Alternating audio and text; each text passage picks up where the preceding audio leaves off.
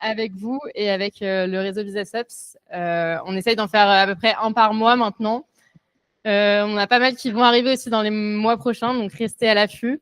Et du coup, ce soir, c'est avec Gong, donc Mounir ici présent, et Valentina. Where is Valentina? Over there. Yes. Many thanks to Valentina here, who helped us a lot on the organization of this event, qui va du coup être en français. Pas de panique. Et merci aussi à Wikaza de nous héberger cet event dans ces super locaux qui sont hyper chaleureux. On adore. Donc ce soir, l'événement, c'est sur l'avenir du rôle des ops. Et donc on a Andoni et Basile qui vont nous parler de leur use case, leurs expériences et leurs avis sur la question, avec quelques petites questions qu'on vous a préparées et que Mounir va leur poser. L'agenda. Donc, moi, je vais commencer comme d'habitude en vous donnant quelques petites news du BusinessUps. Ensuite, on a Mounir qui vous fera une petite intro. Ensuite, on a Michel qui vous fera une petite intro. Et ensuite, du coup, place à nos deux invités, les guest stars, pour parler du sujet. Ensuite, il y aura 30 minutes de questions. Comme d'habitude, si on voit qu'il y a vraiment trop de questions, on coupera les questions pour ensuite faire des petits groupes de discussion pendant l'apéro, c'est toujours plus sympa. Mais n'hésitez pas à poser toutes les questions. Et ensuite, du coup, classique, petits drinks, petits tapas. Je sais. On a deux serveurs en plus ce soir, donc la barre est haute. Voilà. Ça marche pas? Non, vas-y. Non, mais t'inquiète, je le ferai. Bon, on va se débrouiller. Ah, c'est pas passé. Pourquoi c'est pas passé? Ah, Ok. Du coup, côté BusinessUps, on a fait un gros clean là récemment des users qui étaient inactifs. Si vous êtes là ce soir, c'est que vous n'avez pas été viré, bravo. Donc, on est repassé à 2400, on était à plus de 3000, donc 2400 membres. On est à plus de 60 nouveaux membres tous les mois. Sachez que ça nous prend 30 minutes de vous accepter pour regarder si vraiment vous êtes des RevOps ou si vous êtes un loup qui veut rentrer dans la bergerie.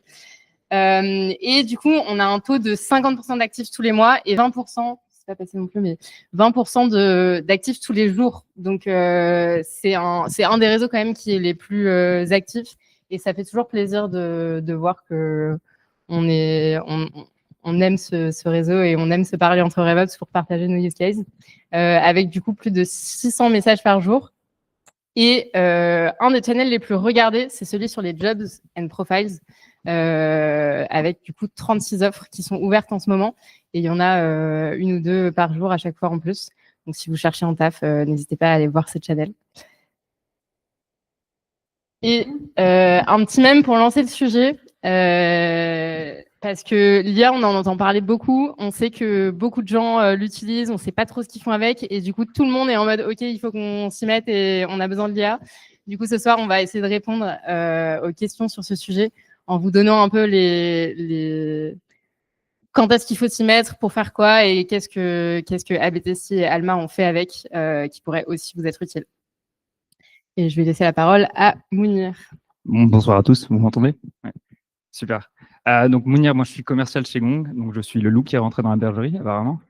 Mais non, à part ça, je porte pas cette casquette ce soir. Je suis ici parce que je travaille avec les deux personnes à ma droite. La raison, avant de les présenter, la raison pour laquelle on a décidé de faire cet événement, c'est qu'on entend beaucoup parler de l'IA en ce moment. C'est que l'IA, on l'utilise un petit peu à toutes les sauces. C'est un peu la solution vendue qui répond à tous nos problèmes. Mais en fait, on n'y croit pas vraiment. On ne le voit pas de cette façon chez Gong.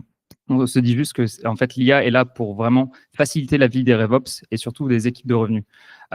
Juste pour ceux qui ne connaissent pas Gong, et je vais peut-être faire 1 seconde de pitch, c'est que techniquement, Gong, c'est une plateforme d'IA au service des équipes de revenus. Donc, en gros, ce qu'on fait, c'est qu'on va écouter les différentes conversations que vous allez avoir avec vos clients, que ce soit de la messagerie, de l'email, de la visio, ou bien même un meeting comme ça. Je pense que le meeting est enregistré en ce moment.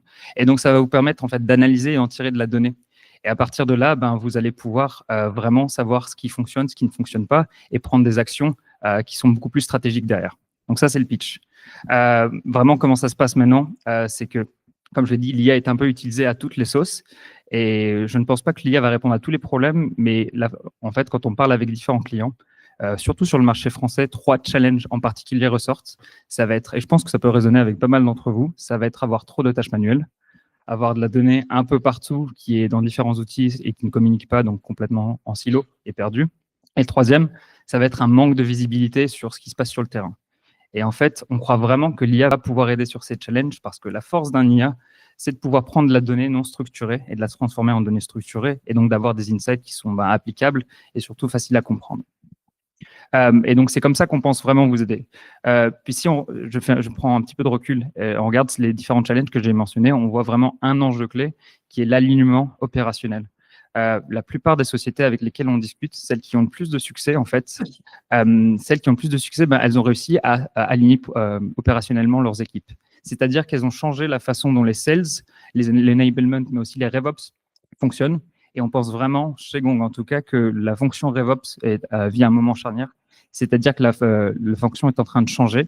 Ce qui était avant vraiment une fonction qui était plus opérationnelle et un petit peu réactif devient maintenant au cœur des stratégies TTM.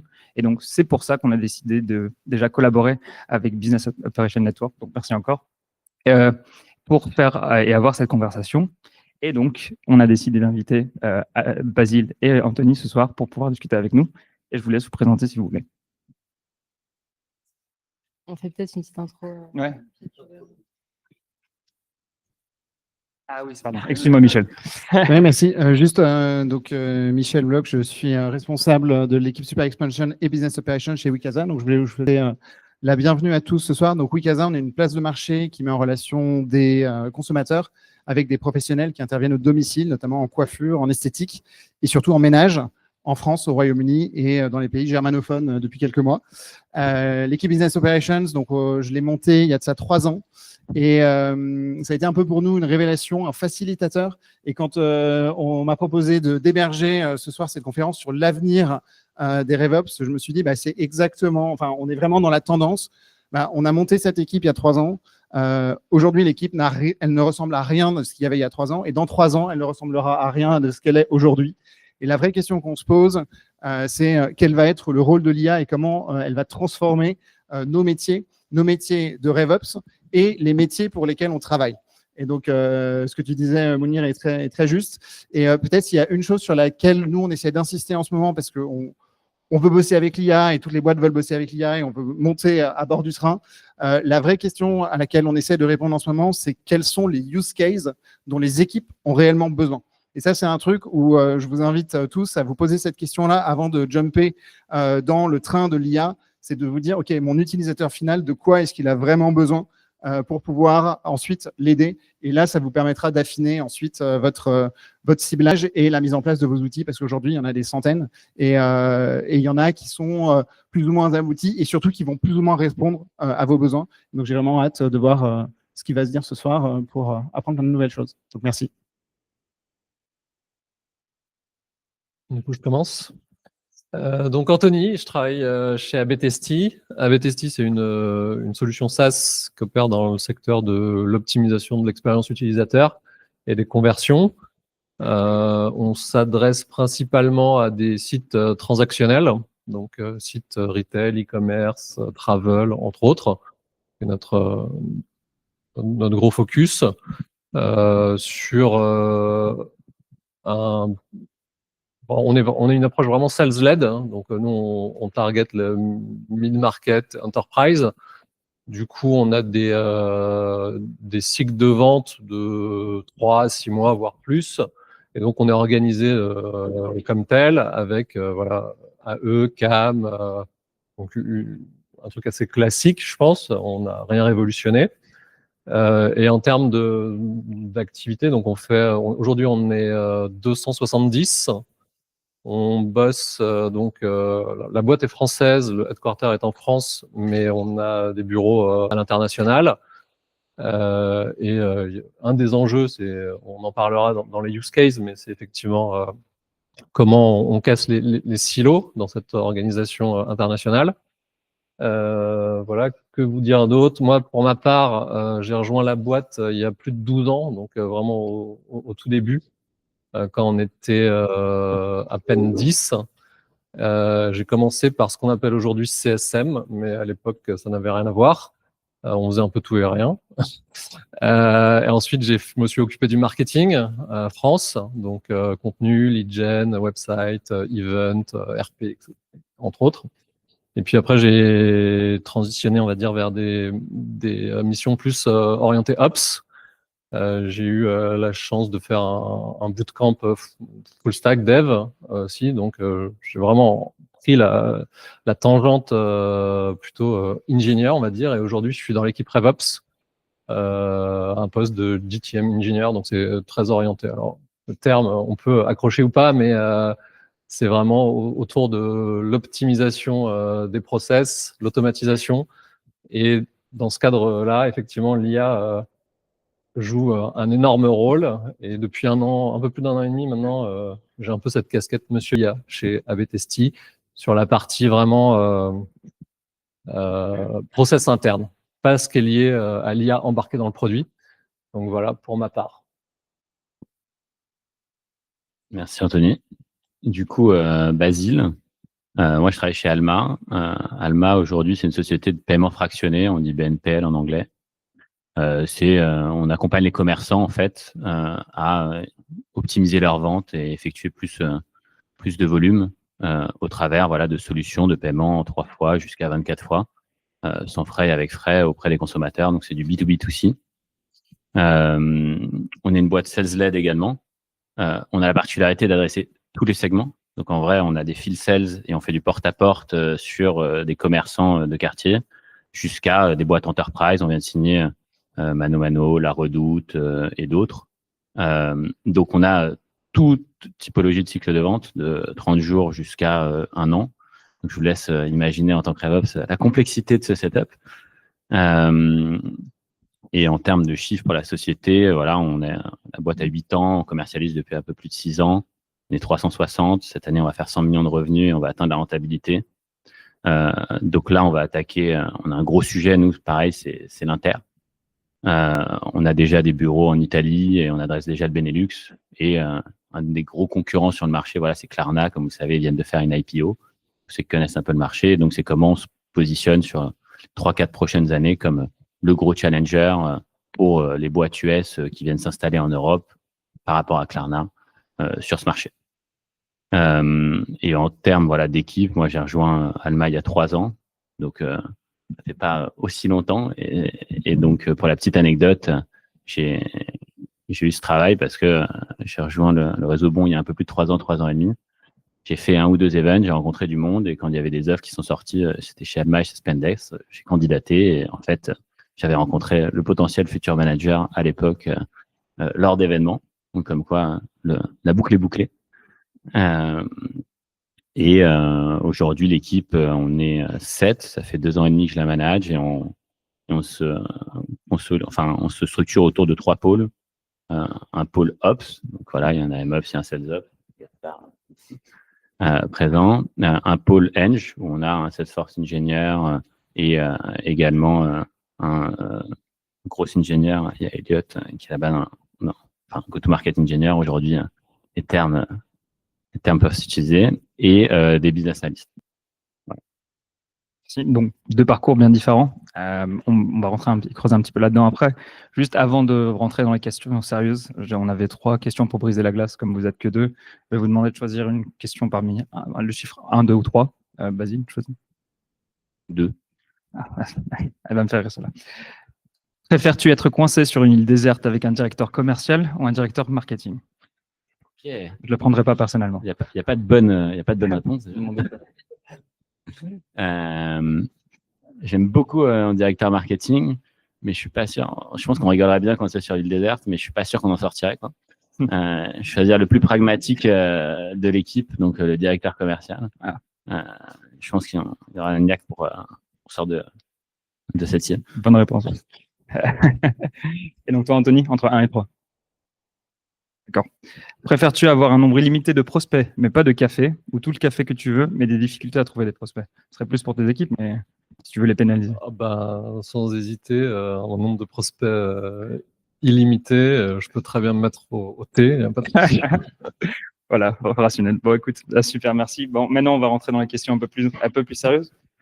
Donc, de nombreuses entreprises explorent encore comment intégrer efficacement l'IA dans leur fonction go-to-market. Comment est-ce que vous, vos équipes, en ce moment, vous avez identifié le bon moment pour commencer à évaluer ces outils IA et quels défis espériez-vous résoudre? On va commencer par toi, Anthony. Tu as le micro. Oui, alors j'ai envie de dire, nous, dans notre cas, alors déjà, de façon globale, je ne sais pas s'il y a de bons moments, et je pense que le bon moment, il est différent pour toutes les boîtes.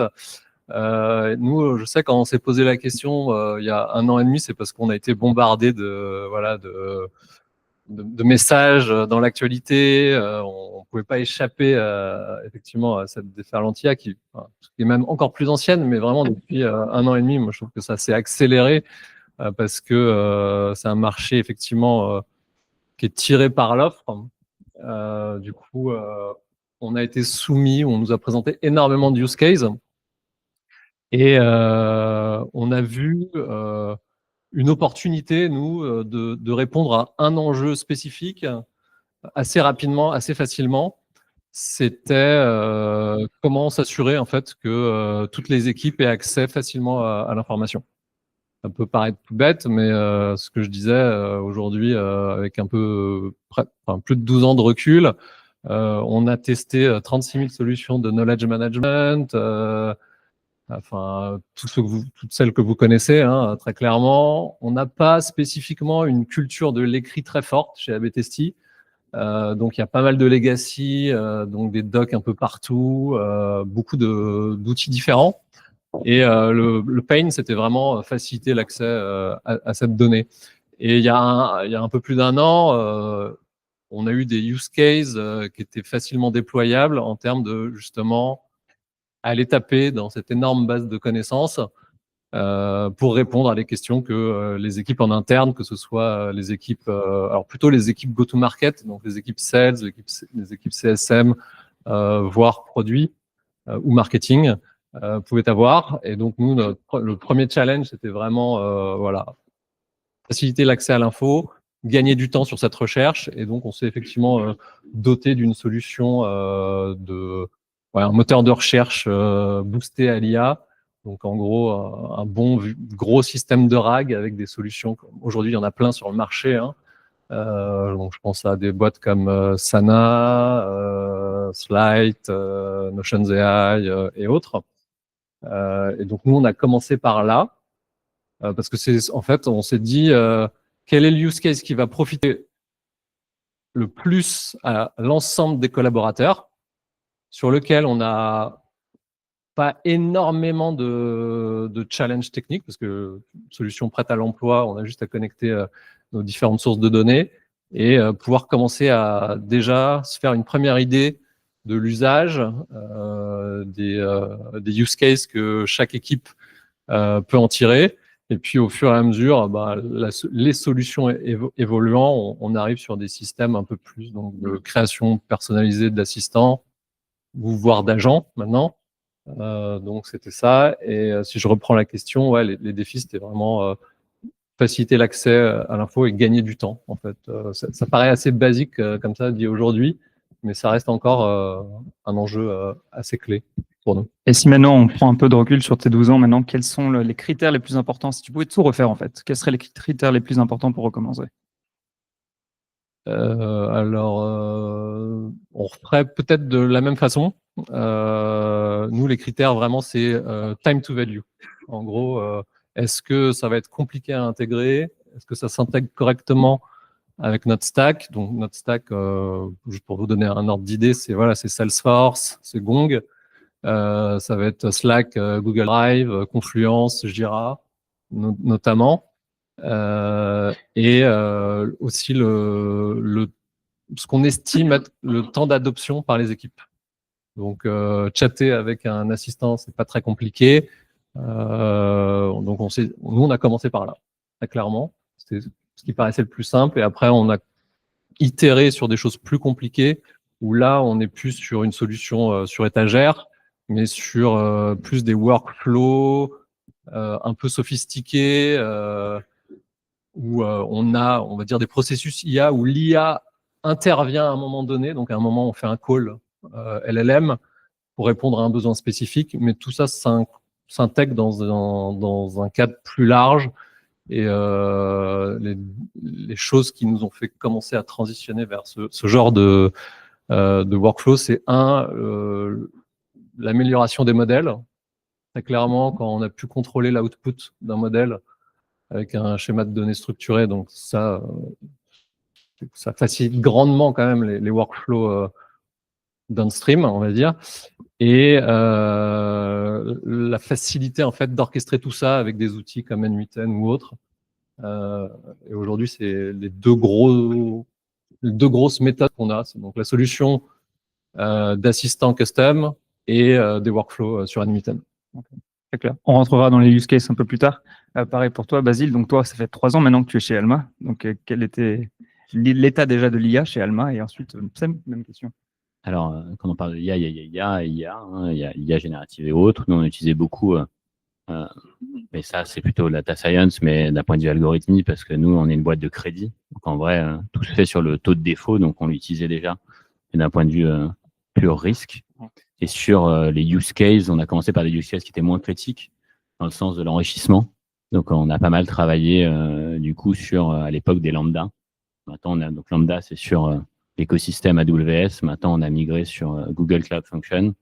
Et c'était, comme on est une société qui est, on travaille énormément avec des équipes risques et on est normé par la CPR, on a beaucoup de freins à l'entrée. Ça veut dire qu'en gros, en enrichissement, vous pouvez pas juste prendre des codes NAF, faire un extract et se dire, tous les restaurants au-dessus de 4,5 étoiles, c'est notre target.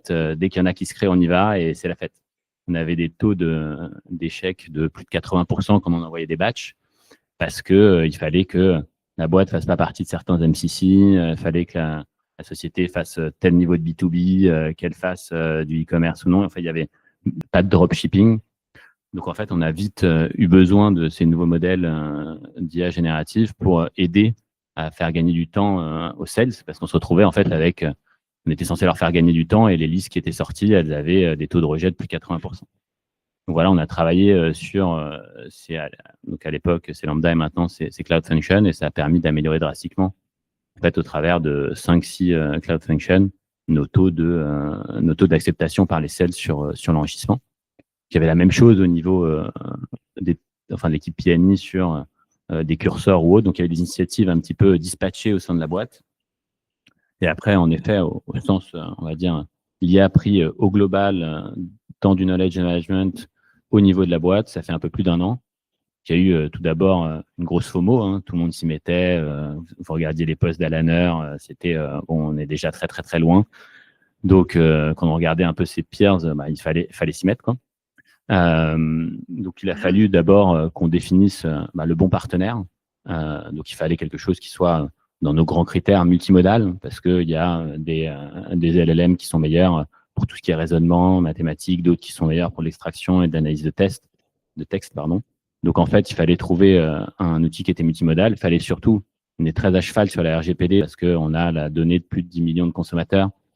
Donc, il faut absolument que le modèle ne s'entraîne pas sur nos données, que ça ne transitionne pas. Donc, il fallait trouver un partenaire qui respecte tous ces critères. Donc, sur cette base-là, on avait choisi Dust, nous, il y a un peu plus d'1 an. Et il a fallu qu'on définisse, bien sûr, tous les use cases. Donc, quand on discutait de use case, c'était, on avait pas mal de use cases côté support. Donc, on a une équipe d'une centaine de personnes à Lille qui font du support, plus des external BPO, mais c'est tout ce qui va les aider, en fait, à traiter les tickets niveau 1 ou niveau 2, tout ce qui va les aider à trouver des patterns de risque. Côté revenu, forcément, je vous ai déjà parlé de l'enrichissement. Mais après, c'est comment on va essayer d'éliminer au maximum toutes les tâches redondantes, comment on va pouvoir obtenir un peu plus de data points sur la qualité de la pipeline, comment on va pouvoir faire du coaching. Donc, on a identifié un peu tous ces use cases. On a choisi quels étaient les critères importants au niveau du LLM. Et puis après, il fallait déployer. Et ça, je vous raconterai un peu plus tard comment ça s'est passé avec des up et des down. C'est très intéressant. C'est vrai qu'il y a toujours IA et il y a toujours cette peur du FOMO, mais je pense que c'est important de se lancer en sachant exactement quels sont les critères les plus importants et de définir les use cases avant. Je pense que c'est ça qu'on devrait retenir. La prochaine question, si possible. Comme on l'a dit, le rôle de RevOps a déjà bien évolué. Il est vraiment en train de passer d'un rôle purement opérationnel à un rôle beaucoup plus stratégique qui est important dans la définition d'une stratégie go-to-market. Comment est-ce que vous avez vu cette transition? Basile, et tu as le micro, donc on va continuer. Yes. Quand je suis arrivé il y a 3 ans, la manière dont on était perçu au sein d'Alma, c'est un peu le stéréotype global, c'est OK, vous êtes RevOps, vous occupez du CRM, quoi. Donc, que ce soit Salesforce, HubSpot, c'est les outils plutôt ramenés au CRM et c'est comme ça que les autres équipes nous identifient. Ça, c'est bon, un de nos quand même piliers et c'est très important et on peut vite. Moi, je suis arrivé, et je me souviens, le premier projet, c'était une migration HubSpot Salesforce. Bienvenue dans le monde des Ops. Ça a été assez drôle. Et donc, bon, il y a ce pilier, soit c'est très important et c'est comment après. L'autre pilier qui est fort côté RevOps, c'est l'aspect data. Donc, où vous travaillez avec des équipes data centrales, où il y a des équipes dispatch. Nous, on a la chance d'avoir des business analysts. Donc, c'est comment, en fait, on va diminuer le bruit ou essayer de le faire cesser totalement sur, en fait, la métrique A veut dire A et elle veut dire A pour tout le monde. Et ça, quand on le dit, c'est facile. C'est une phrase. Mais le mettre en exécution, ça peut prendre 1 ou 2 ans. Donc, nous, on est arrivé à ce stade-là. Et puis après, c'est comment on arrive en fait à un niveau, en fait, on fait vraiment du business partnering. Ça prend plusieurs, on va dire, plusieurs formes. Mais je trouve que la plus simple, c'est on fait vraiment le lien entre les équipes terrain, donc les équipes, voilà, AM, sales, marketing et le DIRCO et le COMEX. Donc, ça passe par du planning strat. Nous, par exemple, on travaille avec les équipes finance. On va définir sur tel segment. Quel est le nombre de sales, quel est le quota sur la base d'un certain nombre d'éléments. Et pour vous donner un exemple concret, donc les outils qu'on utilise, c'est voilà, le SAM, le TAM, des notions de LTV sur CAC, les notions de CAC payback, donc d'efficience d'équipe business, et savoir, en fait, c'est bien de mettre 5 sales, mais est-ce que tu as la profondeur de marché et est-ce que en fait, les clients que tu vas signer sont te rapportent assez d'argent compte tenu de l'effort que tu vas mettre pour les signer. Et en fait, on s'est rendu compte il y a 2 ans en faisant une étude approfondie de notre SAM, que c'est bien, sur les 4-5 premières années, on a bien vécu sur l'inbound, on a bien vécu sur, on va dire, ce qui était notre PMF, qui était les boîtes mid-market, web, qui vendent du matelas, de la déco, du goods. Et en fait, en faisant l'étude, on se rend compte que en fait, on est à 40-50% de taux de pénétration sur le mid-market, que sur le SMB outbound, on est déjà à 30 ou 40. En fait, si vous voulez construire une dynamique sur les 5-10 prochaines années, en fait, notre gros réservoir de croissance, il était sur l'enterprise. Et donc, de ce postulat, on recrute une équipe enterprise, on crée un OKR ou une key battle lié à ça, et on va vraiment changer. On va passer d'une boîte qui fait de l'inbound à 80% à une boîte qui aujourd'hui fait de l'outbound à 80%. Donc voilà, c'est un certain nombre d'outils et c'est comment on se positionne comme partenaire du COMEX et de l'équipe finance pour construire les plans sur l'année suivante, enfin l'année en question et les années suivantes. Et après, c'est bien, on a construit le plan. Maintenant, ton taf, ça va être, OK, il y a une déviation, on identifie la déviation, on va aller voir les X critères, les X, OK, c'est ce chiffre qui ne va pas, mais en fait, est-ce que c'est lié à la sales méthodo? Est-ce que c'est lié à, je sais pas, la grosse qui n'envoie pas assez de leads? Et essayer de la résorber le plus rapidement possible. Et après, dans les autres éléments que je trouve aussi intéressants, c'est quand je dis qu'on est la voix du terrain, c'est on va utiliser par exemple la win-loss analysis, qui est le truc, je pense, qu'il faut absolument pas passer outre, qui va vous permettre en fait de quarter over quarter, comprendre quelles sont les dynamiques de marché, comprendre si vous êtes capable de répéter en fait un use case sur le long terme et donc vous allez vraiment craquer un segment. Et surtout de dire on a vu récemment, de temps en temps, il y a Scalapay qui est un gros acteur italien. Tout d'un coup, on se met à churner 5-6 clients sur Scalapay parce qu'ils cassent les prix et ils ont 100% d'acceptation. Très bizarre. Et comme par hasard, qu'est-ce qu'on voit un quarter plus tard? En fait, ils avaient boosté leur taux d'acceptation et les clients se mettent à revenir. Klarna, post-IPO, pareil, agressivité sur les prix. Donc, en fait, c'est des éléments qu'on arrive à obtenir via BIA et via des trackers, et on en parlera tout à l'heure. Et sinon, via ce travail d'analyse RevOps qu'on peut faire une fois qu'on a en fait des bons process et une pipeline de bonne qualité. Et comment l'IA va nous aider à faire ça dans le futur? En fait, ça va juste nous aider à gagner du temps. Honnêtement, à aller chercher, par exemple, des use cases ces win-loss, créer des rapports beaucoup plus rapidement, aller chercher, agréger de la data sur plusieurs plateformes, quand aujourd'hui, bon, vous pouvez le faire via le data warehouse, mais ça prend quand même un certain temps de prep. En fait, tout ce temps gagné, ça va nous permettre d'être plus pertinent et plus présent sur des sujets vraiment de partenaires des commerciaux, des directions commerciales et des directions revenus d'une manière générale, quoi. Je vais confirmer ce que tu dis. Pour nous, l'IA, c'est très clairement un énorme moyen pour l'équipe RevOps de gagner du temps.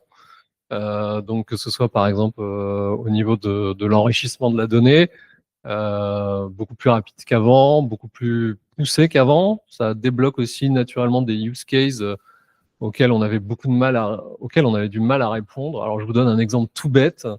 Mais on adresse le marché US et on a beaucoup de leads et comme dans beaucoup de boîtes, le CRM est mal renseigné.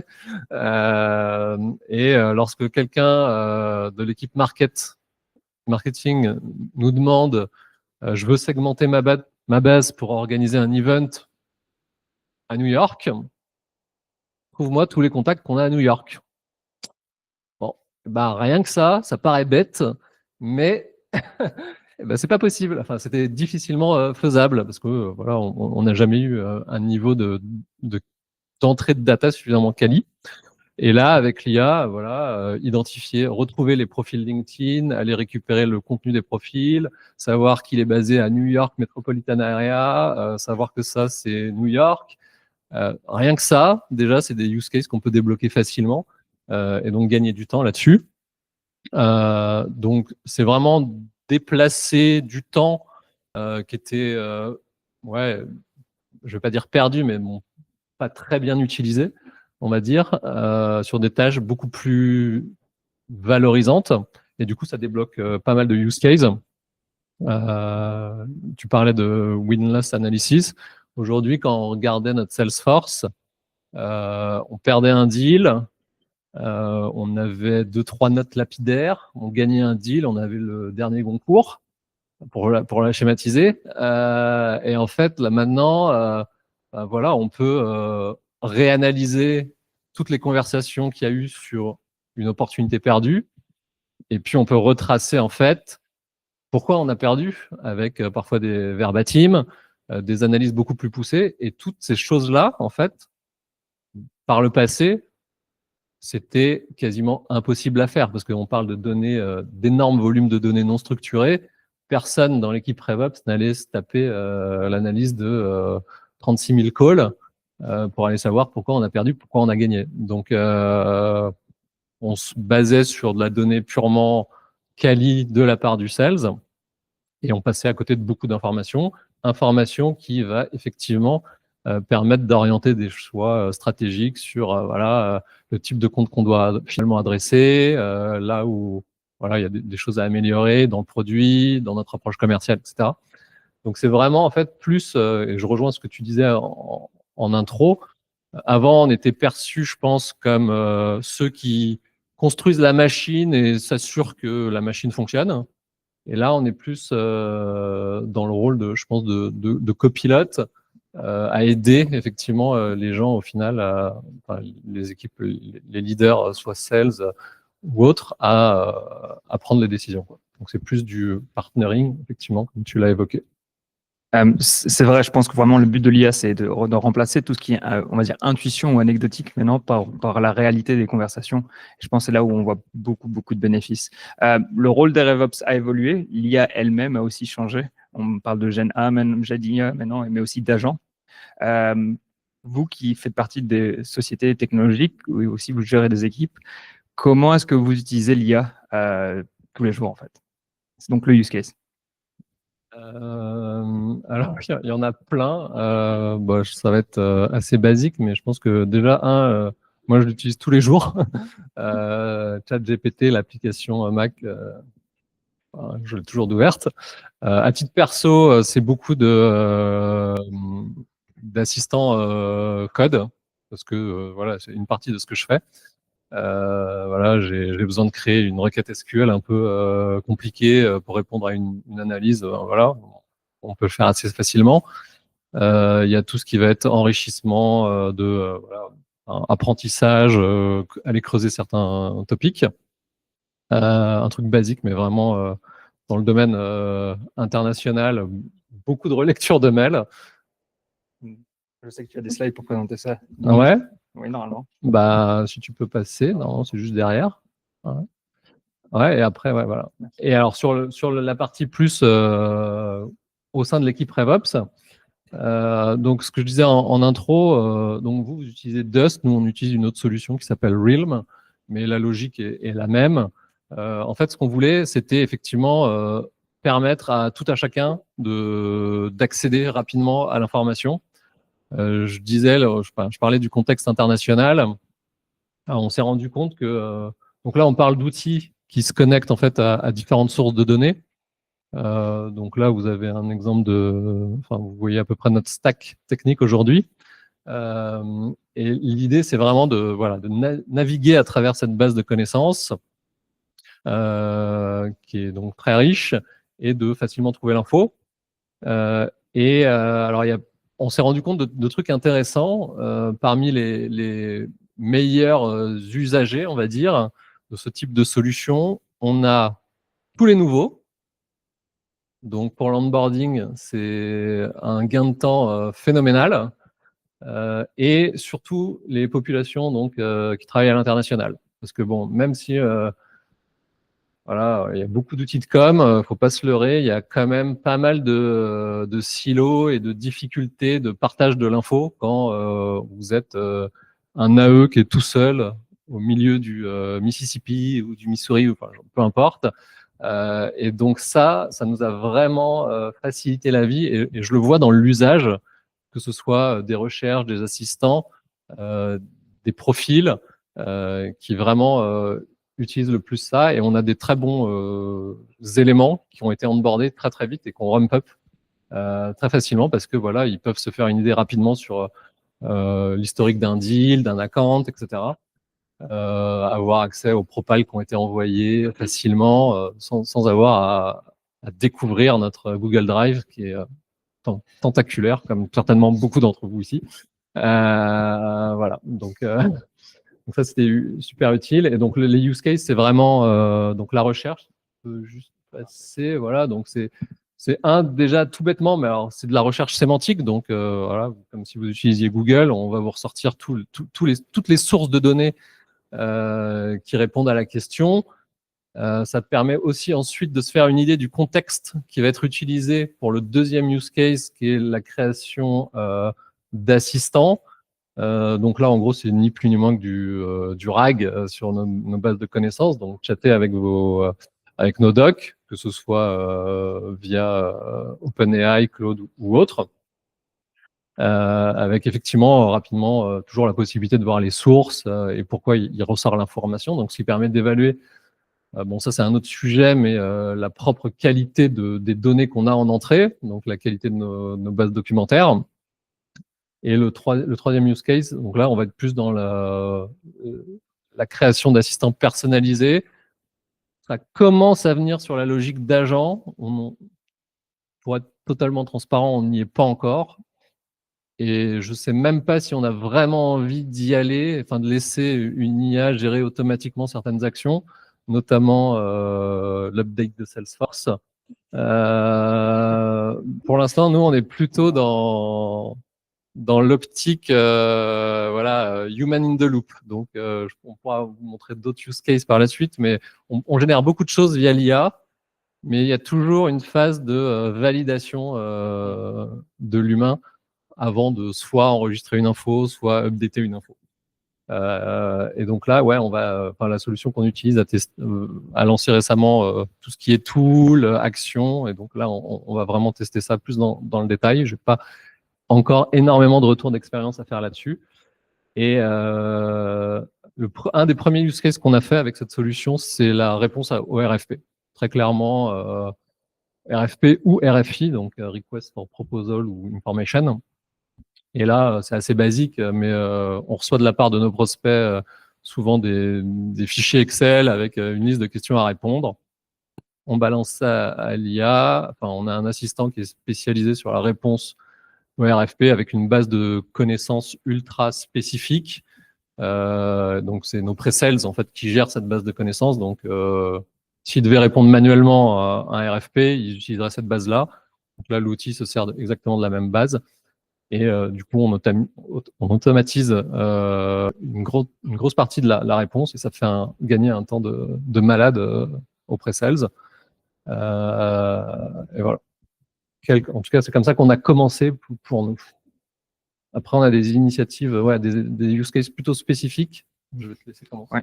Je veux dire, tu as un rôle un peu différent aussi. J'imagine l'approche à l'IA assez différente. Ouais, exactement. J'en parlais tout à l'heure sur notre outil, enfin, là où on en est avec Dust. Nous, là où plutôt j'ai l'impression que vous aviez, c'est Salesforce, votre seule plateforme, enfin la seule interface qu'ont les sales majoritairement voilà, sur le tas, sur le deal management. Nous, on est plutôt passé sur un mode où on commence à travailler sur Salesforce et tout ce qui est deal management se fait sur Gong plutôt. Et on a tout ce qui est interaction avec les autres équipes, les équipes support, les équipes risque ou autres qui se font via Salesforce. Donc là, sur les use cases, donc plus destinés aux IC, il y en a 2-3 que j'aimerais bien vous partager et qui marchent bien chez nous. Il y en a un de meeting prep qui marche très bien. C'est une fonctionnalité qui a été lancée il n'y a pas longtemps.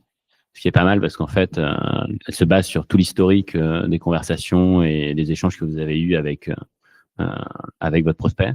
Ça vous fait une prep donc de tous les points à aborder pendant le meeting et tout ce qui est résolu ou en suspens. Ce qui est pas mal, c'est que en haut là, ce que vous voyez au niveau du petit 2, vous pouvez interagir avec justement la prep parce que sur des deals enterprise complexes, on arrive en fin de signature et qu'il y a des multiples stakeholders et qu'on vous demande énormément de choses sur des topics différents, vous pouvez rapidement oublier en fait un élément ou deux. Et on a eu déjà plusieurs use cases où on s'est rendu compte que ah ouais, je dois faire ça. Vous demandez la source et ça vous retrouve dans le call en fait le moment où la personne a demandé telle information et que vous avez pu la zapper. Nous, on s'en sert aussi sur donc, dès qu'on arrive assez tard en late stage sur des deals, donc on est en ego, closing, rollout. Donc comme on travaille aussi bien avec des solutions web qu'avec des solutions qui ont des gros réseaux de POS, on fait rentrer d'autres personnes sur le deal de notre côté, des teams activation, des teams training. Donc ça permet aussi aux sales de garder une bonne visibilité sur ce qui se passe sur le deal, où on en est dans le training, est-ce qu'il y a des bloqueurs, est-ce qu'il y a des éléments produits dont on n'a pas discuté et qui opérationnellement peuvent être intéressants. Ça, c'est un truc qu'on utilise plutôt bien. Et après, donc il y a le truc qui est classique, mais qui marche très très bien, qui est en fait, vous faites votre meeting, ensuite vous avez le transcript. Donc le transcript, il est plutôt quali sur beaucoup de langues différentes. Vous pouvez directement interagir avec le transcript, c'est-à-dire qu'en gros, je me suis retrouvé moi à m'occuper du go-to-market espagnol récemment. Je me retrouve à faire du coup des calls avec un espagnol assez approximatif, même si grâce justement à mon usage de l'IA à titre perso, j'ai l'impression qu'il y a quelqu'un qui est fluent en face à l'écrit. Et donc après, donc je peux, donc j'ai pas tout compris sur un call par exemple où la personne a un accent assez fort, et ben je peux interroger directement et interagir avec le script en disant bah voilà qu'est-ce qu'elle a dit à ce moment-là, qu'est-ce que tu en penses, etc. Et ça donne un retour dans la langue sur laquelle vous promptez qui est plutôt clair. Et nous, on utilise comme chez ABTST pour aller faire la suggestion de champs à remplir. Donc, il y a toujours besoin d'un call to action d'un humain, mais sur nous, c'est la méthodologie MEDPIC. Ça va vous pré-remplir tous les éléments du MEDPIC. Ça peut pré-remplir aussi le next step et la note. Si on peut rester sur la slide. Et ce qui est assez intéressant, c'est après, ça, en un clic, ça vous génère un premier draft d'email de follow-up. Donc, ça fait gagner du temps, ça vous donne une structure. Hein. Après, il faut le fine-tuner parce que tout n'est pas utile.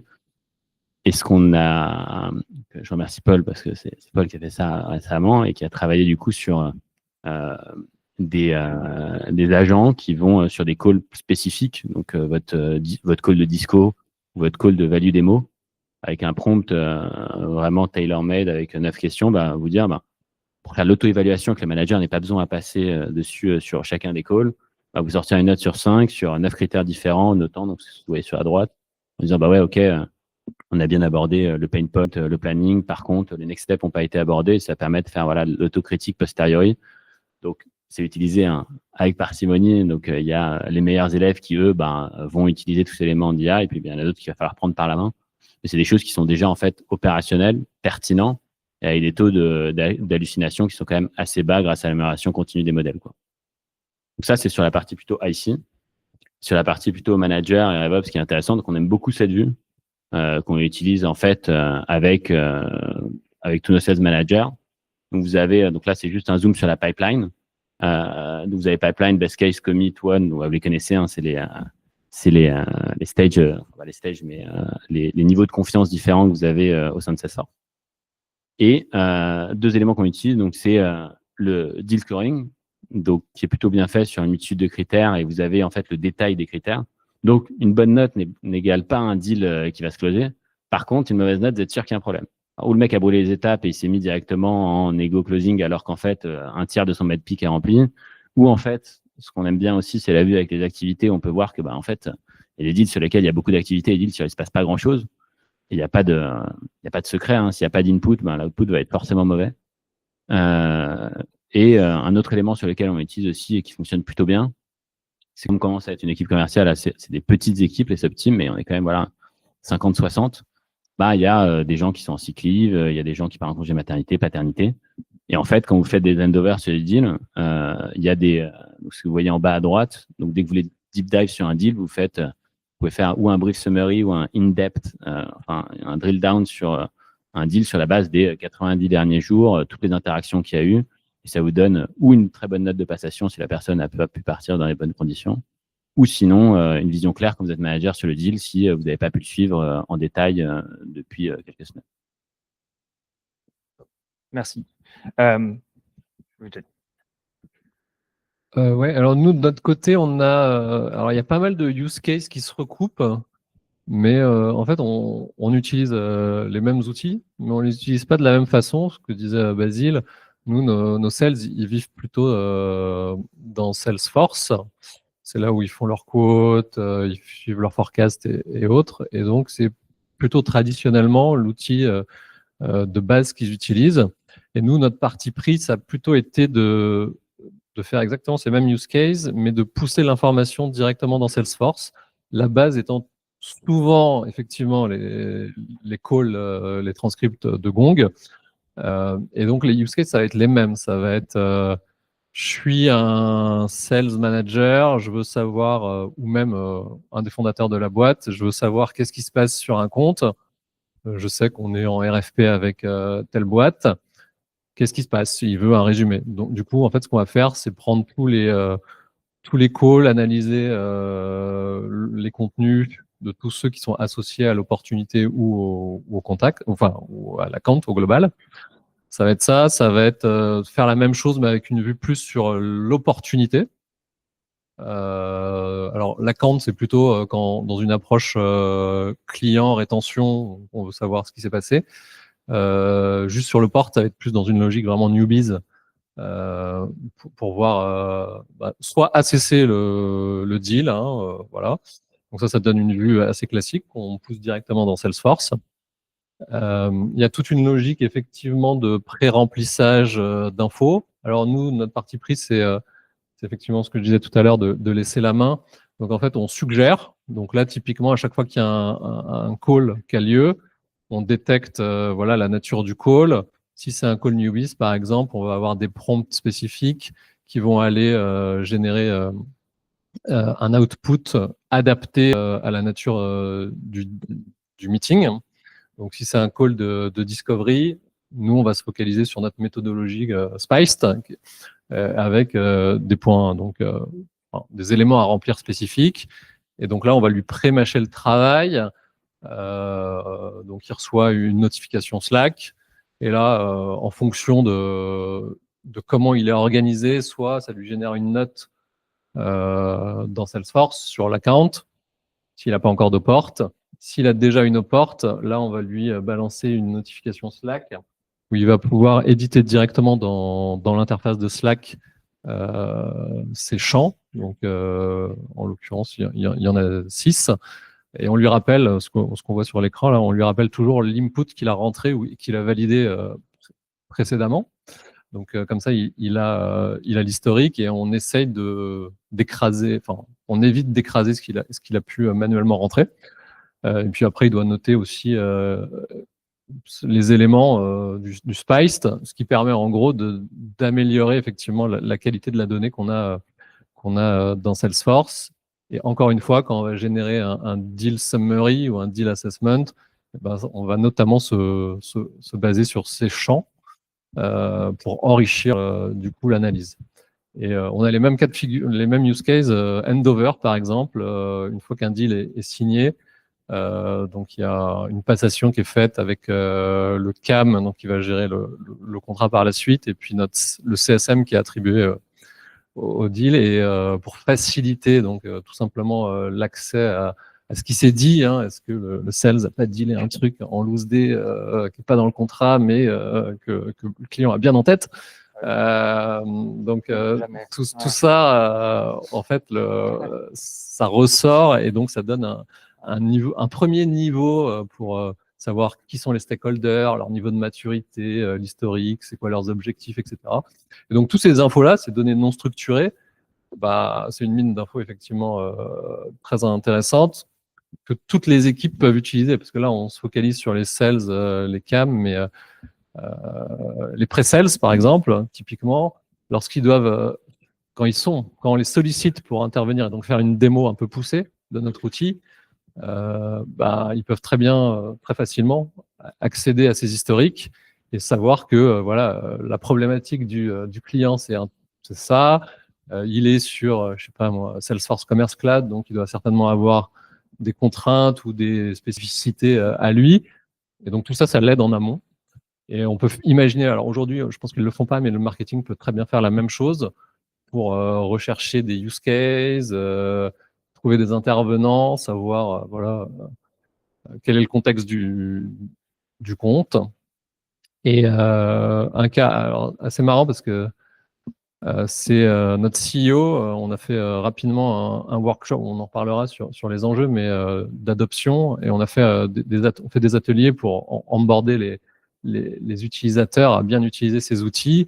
Et on a fait un atelier création d'assistants, et notre CEO voulait se créer son propre assistant qui ne répondait qu'à un seul objectif, c'est elle a un meeting de prévu avec un autre C-level d'une boîte.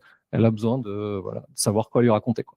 Donc ça va être l'historique de ce qu'on a fait, l'historique des recherches sur la boîte, les enjeux, etc. du moment, voire des trucs sur le profil de la personne, hein, qui peuvent alimenter en gros sa réflexion. C'est jamais parfait, mais au moins ça peut rapidement débloquer des conversations ou des échanges. Et ça, elle l'a en 5 minutes et pas en facile 2 heures, je pense. Donc voilà, c'est les exemples. Et bien sûr, alors, tout ce qui est hygiène, bon, c'est lié aussi effectivement à l'input de Salesforce. Mais là, voilà, il y a des choses qu'on ne faisait pas forcément par le passé, définir des niveaux de seniorité, des business units, juste sur la base du job title, hein, ou alors sur la base du contenu du profil. Donc, on peut scorer les profils LinkedIn sur la base de leur contenu pour prioriser les actions d'outbound, par exemple, ou identifier des gens peut-être à suivre spécifiquement sur LinkedIn. Donc, il y a beaucoup de choses qu'on peut faire autour de l'hygiène du CRM. Voilà. Et ça, j'en ai parlé tout à l'heure, mais effectivement, on peut très bien comprendre pourquoi on a perdu un deal, et voire même le comparer avec ce qui a été rentré. Donc beaucoup de cas d'usage quand même. Il y avait un autre cas d'usage pour arriver dans l'Agentic AI. Donc, on en a un qui fonctionne, qui n'est pas sur l'équipe revenu, mais qui est plutôt sur les équipes support. Comme j'ai dit, Alma, il y a environ 2 millions de consos qui utilisent le produit chaque année en France. Donc, je vous laisse imaginer le nombre de tickets de niveau 1 sur je veux changer ma carte, je veux décaler mon échéance ou autre. Et du coup, pour traiter ces sujets, donc à l'époque, on utilisait ou les équipes, on a une centaine de personnes en interne à Lille, ou sinon des external BPO. Donc, c'est de la délocalisation à Madagascar, au Maroc. Et donc, pour ce faire, on a 2 solutions, Yampa et Ultimate. En quoi c'est de l'agentic? Ils vont utiliser, en fait, ils sont connectés via notre Zendesk, qui est notre outil pour le support. Et ils vont faire de la réponse mail automatique sur la base de scripts qu'on a en interne. Et cette année, ça représente déjà voilà, environ 50 000 réponses. L'année prochaine, on prévoit d'en faire 200 000. On a réduit comme ça de 70% le coût par rapport à un external BPO. En SLA, on était à environ 80 minutes. On passe à, voilà, on a gagné 30% de temps, une cinquantaine de minutes. Et surtout, ça, c'est que le début. Et on a commencé par les use cases, donc ça fonctionne déjà. On a 70% de taux de résolution dès le premier mail.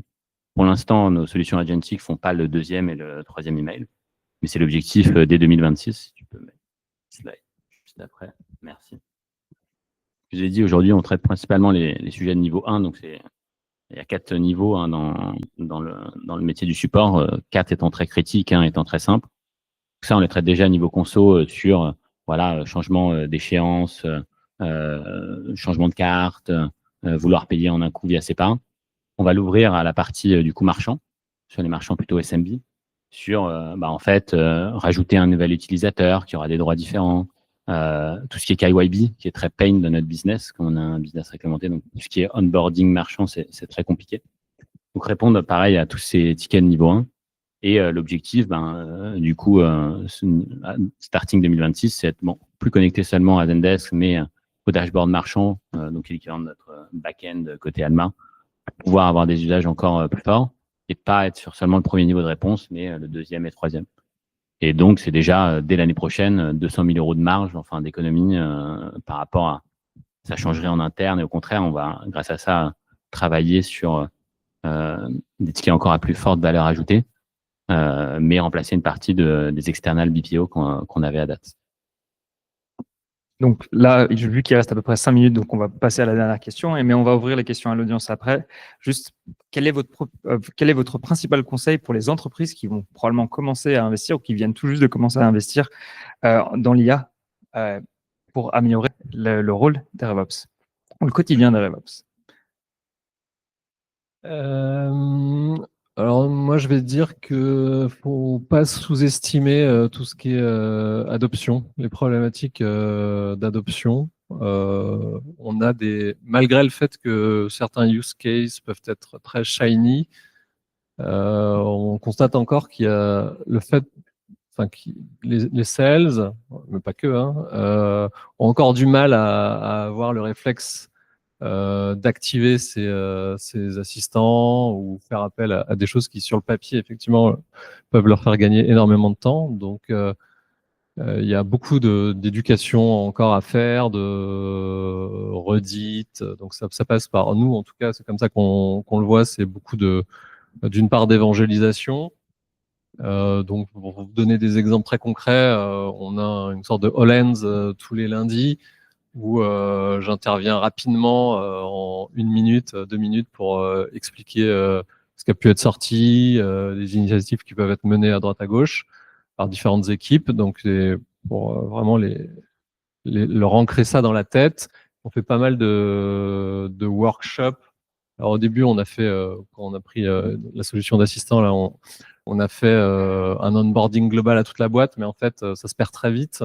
Donc, on refocalise sur des métiers en plus petits groupes, sur des zones géographiques, pour s'assurer effectivement qu'ils aient les bons réflexes. Et puis, ça eux-mêmes se découvrent des use cases spécifiques qui peuvent ensuite tenter de mener de A à Z par eux-mêmes. Donc, ouais, vraiment insister sur la partie communication et pas croire que naturellement tout le monde va se mettre à l'IA. Il y a des gens qui sont plutôt réfractaires, alors pour plein de raisons, mais même naturellement, changer d'outil, c'est compliqué. Rajouter un outil, même s'il y a des super fonctions IA, c'est un frein supplémentaire. Donc nous aussi, c'est ce qu'on essaye de pousser, c'est vraiment l'usage en fait de l'IA au plus proche d'où travaille la personne. Donc, si on parle d'un sales qui travaille principalement dans Salesforce, donc l'idée, c'est de pouvoir de lui pousser des fonctionnalités IA directement dans Salesforce. Si on parle à un product manager qui bosse dans Jira principalement, l'idée, ça va être voilà, d'appeler ses assistants depuis Jira lorsqu'il en a vraiment besoin, quoi. Donc, moi, ce serait ça mon principal conseil. Donc, plus, mais je pense que tu vas en parler sur la partie bien définir les use cases. Déjà, c'est choisir ses batailles, hein. Donc, il y a deux principaux points, hein, sur nous, en tout cas, auxquels on a été confrontés. Un, c'est l'alignement. Parce qu'on a commencé avec un outil, nous, c'était Dust, on a ouvert les vannes, mais on les a pas totalement ouverts. En fait, quand on ouvre les vannes et on les ouvre à moitié, OK, on était connecté à Zendesk, donc c'est bien, on a pas mal de case ops. Si vous lancez sur un projet, en fait, en tout cas de knowledge base global, comme ce qu'a réussi à faire BTST avec RIM, par exemple, bah, c'est être bien sûr que tous les sujets de RGPD, data quality, enfin, RGPD d'abord et après utilisation d'outils comme Salesforce, vous avez la connexion dès le début parce qu'en fait, nous, on va se connecter sur Salesforce avec Desk que d'ici 2 à 3 semaines. Vous imaginez bien que si vous pouvez pas prendre les données de Salesforce ou les données de Gmail pour avoir en fait une base beaucoup plus pertinente pour les équipes GTM, bah, en fait, ça limite l'impact que vous allez avoir avec la solution. Et après, dans les deuxièmes points qui est très important, bah, c'est en fait donc on n'a pas une culture comme Alan, on a une culture de l'écrit qui est quand même assez forte. Pour vous donner un genre d'idée, il y a 36 000 pages Notion chez Alma et on en crée 1200 de plus par mois. Donc imaginez que vous voulez construire un outil de knowledge management sur la base de ça, c'est un enfer. Donc en fait, la data quality, c'est comme la data quality du CRM. Si vous voulez avoir en fait des agents IA ou en tout cas un copilote de qualité, bah, en fait, il faut vraiment faire une curation en amont de votre base. Donc, on a organisé récemment, on fait ça tous les ans, un hackathon chez Alma. Et un des super projets très simples qui en a découlé, bah, en fait, c'est un petit bot qui va sur Notion. Sur toutes les pages qui n'ont pas été updatées depuis 6 mois, bah, il y a une alerte. Ou vous mettez une petite pastille verte en disant bah, c'est encore à jour. Sinon, une petite pastille jaune, bah, c'est à revoir. Ou sinon, rouge, c'est deprecated. En fait, la base qui va être utilisée pour justement créer ces agents et construire la valeur, en fait, toute cette data quality, eh ben, faut prendre le sujet à bras le corps en amont parce que sinon, tant que vous le faites pas, on a beau avoir la meilleure volonté du monde, mais la qualité de l'output qui va sortir restera très limitée. Et après, bah, c'est less is more, hein, juste un outil ou deux max. Nous, c'est ce qu'on a fait. En fait, on est obsédé par, très pragmatique dans l'équipe DevOps, on est obsédé par avoir le moins d'outils possible. C'était aussi une des raisons pour laquelle on était allé chez Gong. Donc, on a Salesforce, Gong, un peu d'Aircall, c'est tout. Donc, en fait, plus vous multipliez les interfaces et en fait, vous allez perdre vos équipes GTM qui, à un coup, je dois aller sur tel outil pour du knowledge base. Après, enfin, il y a Notion, hein, bien sûr, ça, c'est au sein de la boîte. Mais essayez de rationaliser au maximum le nombre d'outils. Il faut focuser sur 3-4 use cases. Et après, communication is repetition. Hein, donc, c'est pas parce qu'on a fait un onboarding bien joli et enregistré il y a 6 mois que l'adoption va suivre. Et en fait, c'est être sur leur côte non-stop jusqu'à que ça prenne, quoi. Et c'est beaucoup de transpiration, mais quand ça fonctionne, ça vaut le coup. Super, merci. Ce que j'entends, c'est qu'il y a différentes motivations, mais les mêmes cas d'usage. En fait. Vous allez appliquer les technologies différemment pour trouver finalement les mêmes cas d'usage et répondre aux mêmes challenges. En parlant de challenge, on va ouvrir le floor donc aux questions. Est-ce que vous en avez? N'hésitez pas. Déjà, merci, c'est super intéressant. Ce que je comprends, il y a vraiment deux usages de l'IA. Il y en a un, c'est l'assistant qui va chercher de l'information pour avoir l'accès à l'information. L'autre, c'est l'orchestration, par exemple, qui est plus lié à une CRM. Donc, il y en a un, j'ai l'impression qu'il est surtout en build, et l'autre, il est surtout en buy. Qu'est-ce que vous avez en fait? Pour le build, moi, on en parle très peu, c'est la partie évaluation de la qualité des données. Je ne sais pas si vous avez mis en place des outils qui permettent de qualifier la pertinence des réponses, par exemple, de la catégorisation sur les industries, sur les départements, sur la seniorité ou autre. Alors, seniorité, ça reste assez simple, mais sur de l'industrie, ça peut être assez touchy, sachant que ça peut être à la fois du SaaS, à la fois de l'agriculture, par exemple.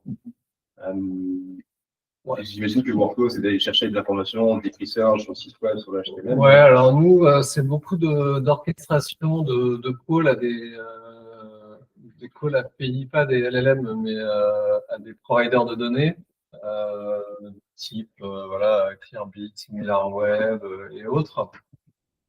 Et il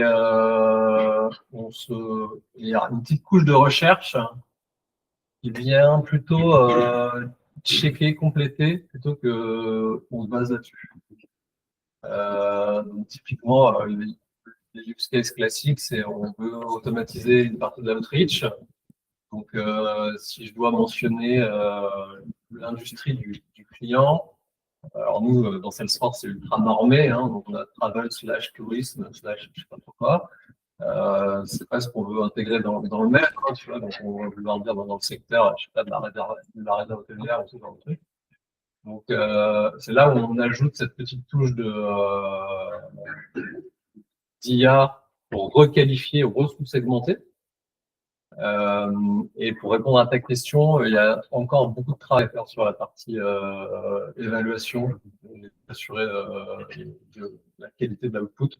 Mais aujourd'hui, on va dire que c'est plutôt assez, pas assez sophistiqué comme workflow pour avoir vraiment besoin de rechecker la donnée à 100%. On se dit, si un tel nous dit, voilà, c'est un tour opérateur, l'autre nous dit travel, on dit c'est le tour opérateur. Tu vois? Ouais, ça marche. Peut-être plus, donc tu réponds peut-être des pistes aussi. Je travaillais chez PayPal avant, donc globalement un peu le même secteur que le tien, chez Alma. On avait un gros enjeu, on avait une grosse motion sur le partnership, et il y avait des acteurs qui pouvaient être soit des partenaires, soit des marchands. Et vraiment, la distinction entre les deux était très très fine, notamment pour du embedded finance ou des choses assez techniques. Et là-dessus, il fallait vraiment pas qu'on se loupe sur la catégorisation. Je me dis, bah, c'est un vrai challenge, en tout cas, c'était un challenge pour moi. Je sais qu'il y a Nathan qui a cette nouvelle brique d'évaluation aujourd'hui, mais c'est difficile de savoir comment vraiment utiliser. Alors, je te rassure, ça l'est, c'est donc, il y a la vision, donc je peux parler de la vision d'aujourd'hui, je peux parler de la vision sud parce qu'on l'a et c'est le travail qu'on va faire sur les prochains mois. Je travaille beaucoup dessus parce que nous, c'est des clusters clients, tu vois, principe e-commerce ou pas, bah, les temps, on va l'adresser séparément. Et après, il y a pas mal de MCC, donc des industries, des sous-industries avec lesquelles on ne peut pas travailler. Donc, c'est quelque chose qu'on a fait quand même à bras le corps depuis un moment. Donc, les checks aujourd'hui, déjà, on est passé sur un NAM local. Là, maintenant, pour des questions de boulot d'étranglement, on est passé sur OCP. Donc, en fait, function qui nous permet de déployer et d'éviter tout l'engorgement sur la planète M. Ce qu'on fait, en fait, sur l'enrichissement, c'est qu'avant, il était perdu sur les G-chiffres. Ce qui fait qu'on faisait du backtesting. À chaque fois, on allait voir sur les 100, les 200 comptes qui avaient été validés, en fait, par nos équipes, qui sont devenus des marchands, en fait, et sur lesquels on a fait l'enrichissement. Et ben, en fait, sur les 200, tu fais un scan. On a 60% d'accuracy sur tech cloud function, sur l'industrie et 55% sur la sous-industrie. Sauf que, bien sûr, les LLM te bougent et la qualité, en fait, de ton input lié ton output lié à ton prompt à un moment T, ce ne sera pas le même demain ni après-demain avec les nouvelles versions de GPT qui vont sortir. Donc, en fait, ce qu'on fait, la vision cible, c'est de faire tout notre enrichissement directement via le data warehouse, pouvoir stocker en fait à un moment T la version de la donnée que tu auras prise et dire sur un certain nombre de champs que tu renseignes, bah, en fait, la qualité, elle va, tu vas la prendre en compte sur 3 mois, 6 mois, faire un refresh et on va mettre en place, là on est en train de travailler avec l'équipe AI, qui font plutôt la data science, comment on peut mettre en place un petit module de backtesting au lieu de faire du backtesting à la mano, comment on va être capable de tester en bulk sur, je sais pas, 1000 leads qui après sont devenus des marchands, la qualité en fait des IA que tu utilises pour faire l'enrichissement. Ça fait bien très technique. Un petit peu. Celle-là, pour moi, c'est le gros challenge finalement quand on veut orchestrer les choses sur la catégorisation. Ouais, j'ai plein de choses à dire. Du coup, si tu veux en parler, Elliot,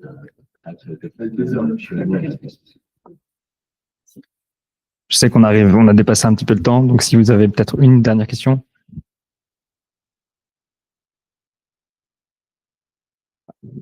J'ai une question.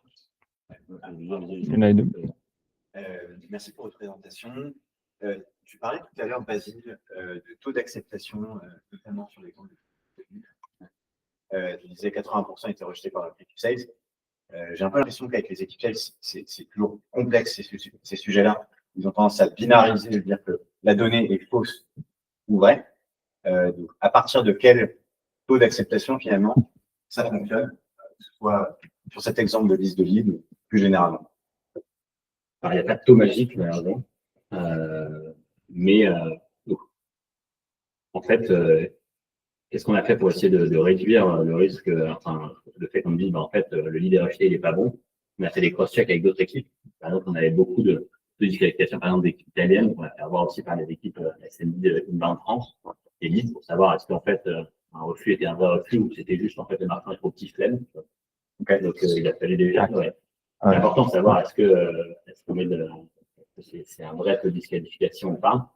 Et en fait, on était parti à l'origine on a fait un peu les montagnes russes au début, il y a 2 ans et demi, pas longtemps après que j'arrive, on s'est dit, bah, ok, on avait des patchs de lead au sales toutes les semaines, on utilisait Conisem, il y avait peu de LDA en top, et en fait, les industries sur l'industrie n'étaient pas bonnes, l'enrichissement sur e-commerce ou pas était pas fiable, et en fait, tu arrivais sur des taux d'acceptation qui étaient, enfin, de rejet qui étaient monstrueux.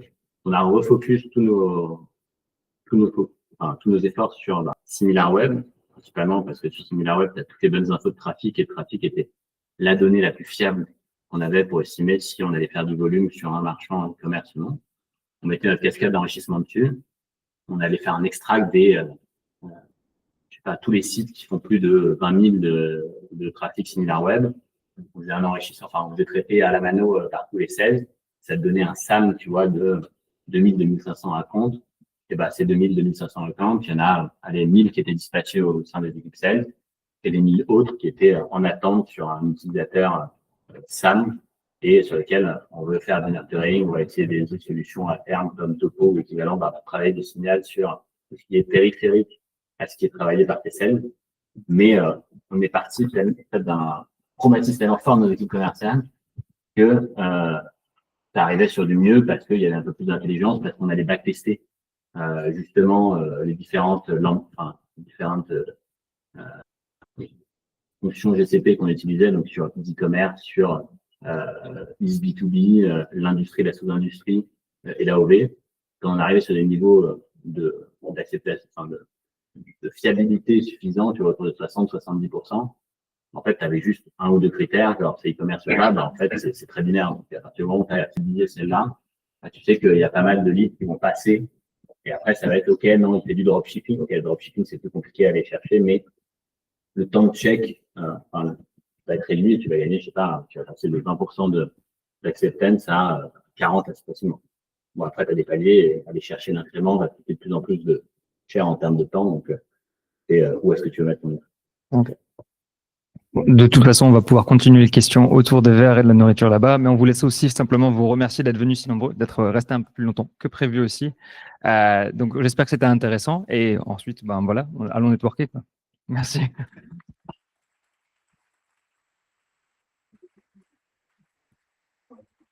Merci beaucoup.